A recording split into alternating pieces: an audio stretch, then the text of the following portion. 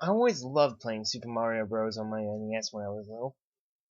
It was so fun to get through all 8 worlds and save the princess over and over again, while finding all those cool little glitches everyone was talking about.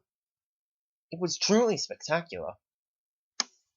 Recently my family did a little spring cleaning around the house. I went out to clean out the attic, when to my luck, I found an old dusty box containing my old NES and a few cartridges for it, including my Super Mario Bros. Game.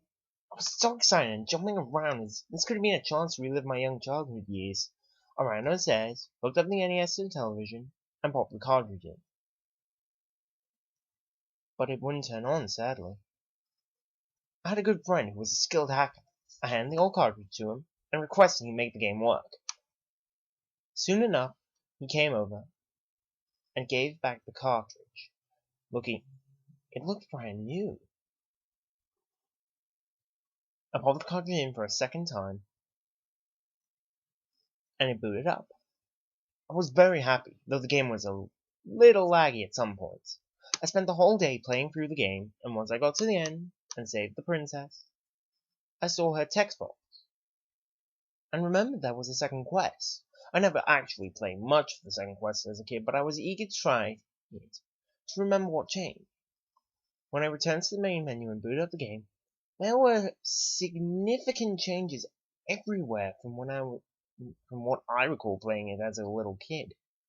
The sky was completely black, and the clouds were a dark grey, as if a storm were about to begin. There were stomped Goombas pretty much everywhere, and piranha plants weren't coming out of certain pipes where they usually came out of. I started through World 1-1, which was changed in the way I described, and then I noticed the timer wasn't counting down, and was frozen at 666 in-game seconds, even though the most time you get in an average level is 400 in-game seconds. I continued walking through the ominous level while the slow-toned Super Mario Bros. Theme played in the background.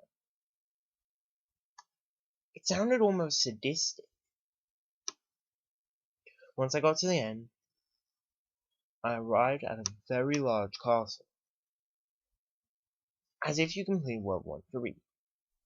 I entered the castle and there was nothing there. No enemies, no obstacles. I was just walking through an empty castle, not to mention a soft, static sound was in the background instead of the usual castle theme. Once I reached the end, Bowser didn't show up, and there was no axe or button to drop out the bridge with. I walked into the area with Toad in it, but I could control Mario freely as he talked. But instead of saying the usual, "Sorry Mario, but our princess is in another castle," he said, "Sorry Mario, but you're too late." Apparently there was more space to the right of the screen, with a small blood trail following. I walked along the bloody trail as the trail of blood started getting thicker and thicker, and the static sound got louder and louder. Soon I got to the end, and there was Peach, lying down like she was dead. I couldn't control Mario anymore, and I just sat there watching for several minutes until a text box appeared next to Peach, saying, "Why didn't you save me?" The screen instantly cut to black, and a loud screech came out of the TV speakers. I ran towards the old NES and powered it off. I was exhausted, and everyone in the house was already asleep. It was very late at night, so I laid down in the game and got some rest. I woke up at around 7:30 in the morning to the sound of the Super Mario Brothers theme a few rooms away, which was weird since no one was in the house that morning and the NES wasn't on. But I did remember leaving the NES with the cartridge in it. I walked downstairs into the living room, and to my complete and utter surprise, the game was playing itself. And Mario was walking through World 1-1 all by itself. There was no one home, and a controller wasn't plugged in. I just sat on the couch and watched the game play itself. It was like I was watching a TV show or a movie. Eventually, Mario reached the end of World 1-2. But instead of walking through the normal exit pipe or jumping into the warp zone, he punched the second and third bricks from the edge of the top of the normal exit pipe and jumped into the top of the pipe, glitching through and going down the World 4-1 warp pipe. But he appeared in a level titled World -1. I ran over to the study and looked it up on the computer and found there was a place known as the Minus World, in which is reached using the same glitch Mario performed, and it's a repetitive water level. Never ending.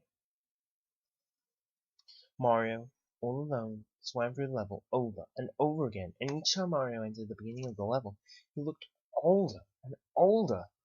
Soon enough, he entered the level again and died. Again, the screen cut to black and displayed a screeching sound, and a text box saying the following: